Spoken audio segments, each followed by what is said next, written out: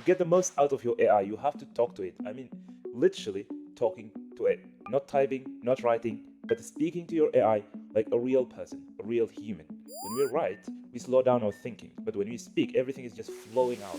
But until now, you have two choices. You either pay monthly subscription to voice detection apps like Wispr Flow or Typeless. You still have to copy and paste it from your apps to your AI agent. Oh, you use your built-in microphone in your Mac or on your Windows and get a long, messy transcript that will confuse you before it confusing your AI agent.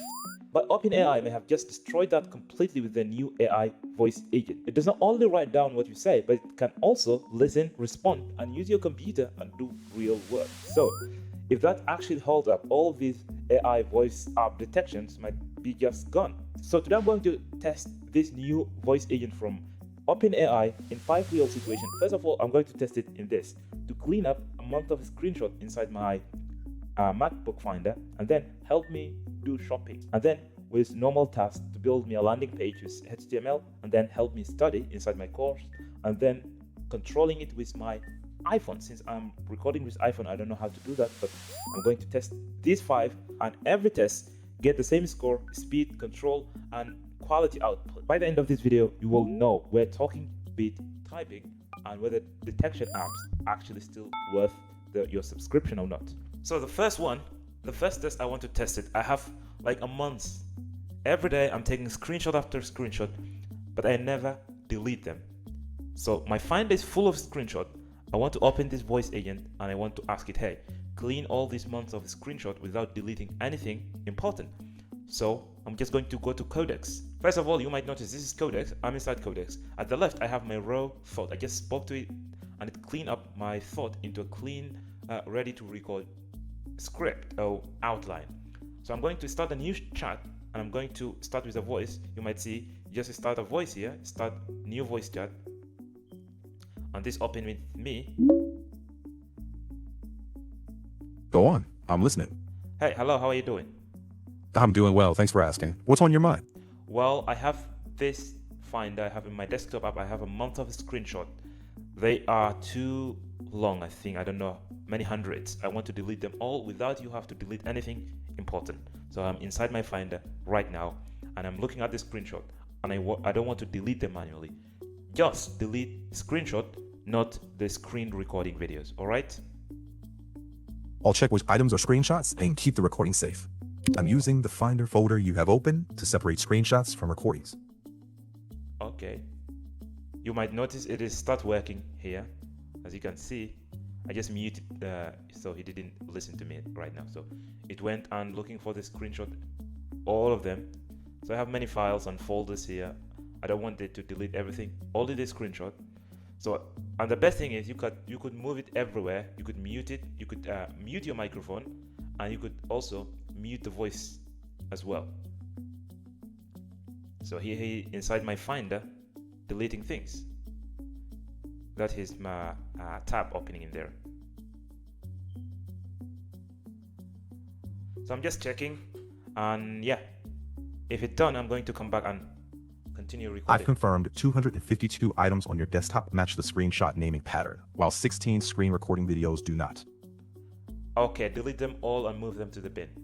Confirmed. The desktop now has 11 non-screenshot items only, with no screenshots or screen recordings left there. All right, that was cool. Thank you. So, as you can see, You're welcome. Go ahead. That was very long. It took me very long. But hey, if you have like this screenshot, you want to just clean up your Finder, all your folders, your files, you want to clean them up, you just tell it, hey, go and organize my Finders, and you go and come back and you will find it done. So that I'm going to score it at, I don't know, the speed maybe at just, I don't know, like 2 or something. And then the control, I have a control, so control will be 4. And then the output quality is 5.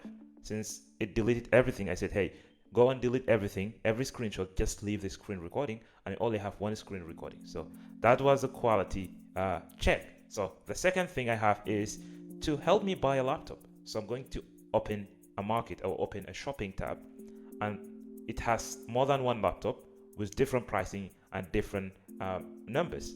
And I'm tell her, I'm confused. Help me buy one is suitable for me. So My tab is already here. I'm going to just unmute my voice. Hey there. Hi, what's up? Yeah, so you might see me. I am here. I want to buy a computer or a laptop, MacBook specifically, but I'm just kind of confused. Which one is suitable for me? I want a MacBook that I'm kind of doing heavy work, sometimes editing videos, sometimes actual coding. So I want a MacBook that suits my work and my budget as well. I only have £700. We'll check which MacBook options fit that budget and workload. A refurbished 14-inch MacBook Pro with an M1 Pro chip, 16 gigs of RAM, and a 512GB SSD is the right fit, if you can find one around £700. That setup handles real video editing and coding. You mean If that exact model, you mean MacBook M1 series? I'll confirm the exact chip and model. Yes, specifically the 14-inch MacBook Pro with M1 Pro, not just any M1. Make sure it has 16 gigs of RAM and ideally 512 gigs of storage. I mean, are you looking at my screen right now? Let me check what's visible. Checking your screen now. You might notice. Yes, I can see you're on Back Market's refurbished MacBook page, and there's an M2 Air with 16 gigs of RAM and 256 storage at £625, which is a solid option within budget. You mean MacBook Air M2 series? Oh, MacBook Pro. You mean MacBook Air M2 series or MacBook Pro M1 series? So I have two options below at the second row: MacBook Air M2 series and MacBook Pro M1 series. One of them with 8 RAM or 16 gigabyte RAM, and while the other as well 16 gigabyte RAM, but the space is 1000 and this space is 256. Which one is best? Consider Let me compare those pics.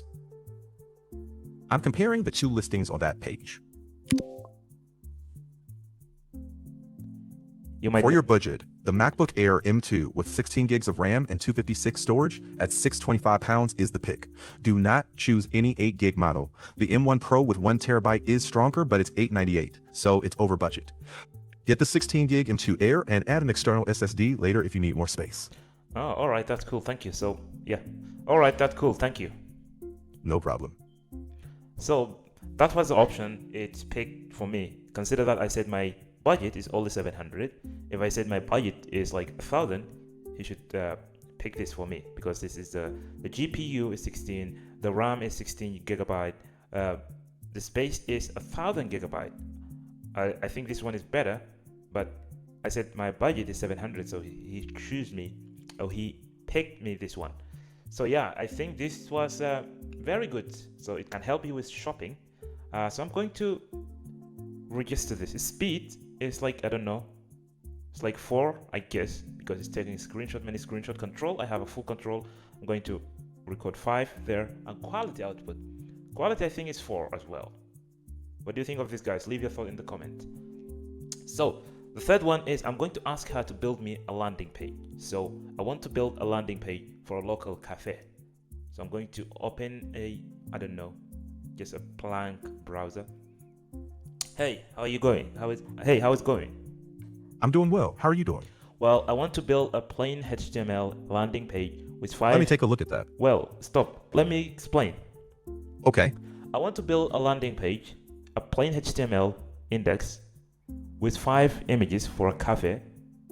So use a built-in ChatGPT images and a landing page. So launch a sub-driven agent, one of them creating the image. Oh, each agent create one image and one create a landing page or HTML index. Make it quick as possible in less than 5 minutes and open it in localhost or in the browser, in my current browser to see it quickly. Got it. I'll sort that.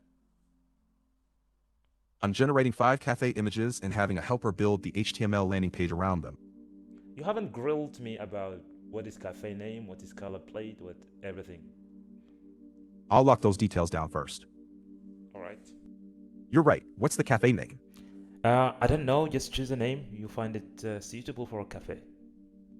I'll come up with a name and use that. All right. I've chosen Ember and Oak, a warm espresso brown oat and muted sage look. I'm using that for the visuals and landing page. Oh. And I've sent the hero image brief, Ember and Oak. Okay. I've sent 2 matching gallery image briefs in the same look. I've sent the page brief to the landing page helper. As you might notice, it's launched a sub-driven agent. One of them is creating image gallery, while another is creating HTML index for the page. So let's just wait and see how this is going to turn out. Done. The landing page and all 5 images are complete, and the local preview is running. The Chrome's connection dropped as it was opening. Have you opened this HTML in localhost browser?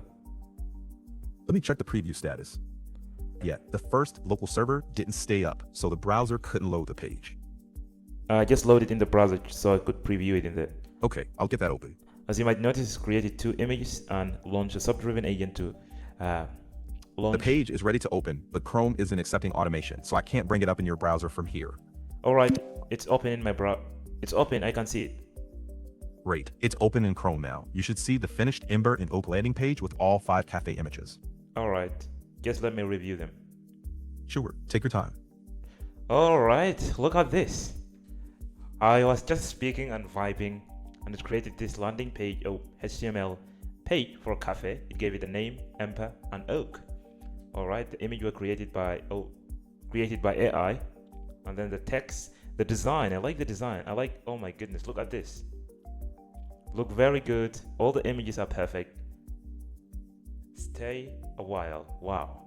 This is really, really good. This is a very good one.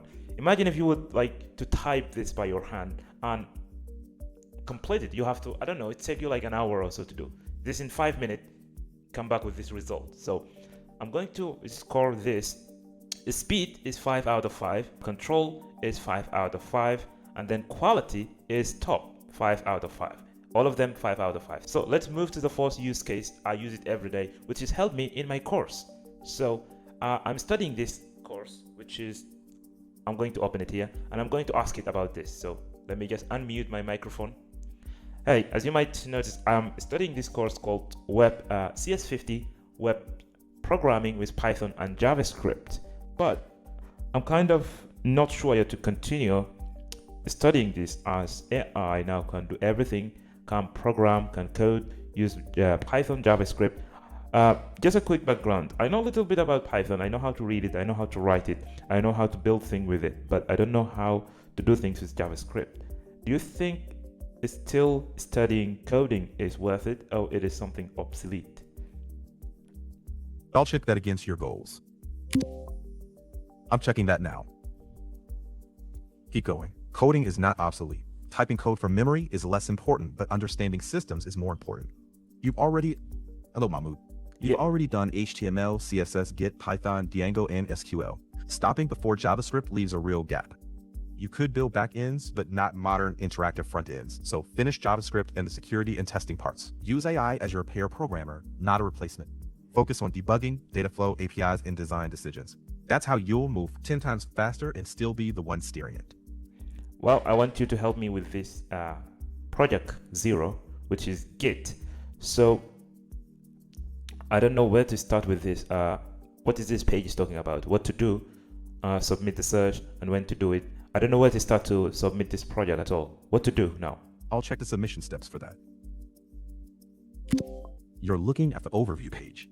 It's not a Git assignment. Project 0 is the HTML and CSS project called Search. Open Search, follow its spec, build it, test it, then submit using that page's instructions. Not just from viewing this overview.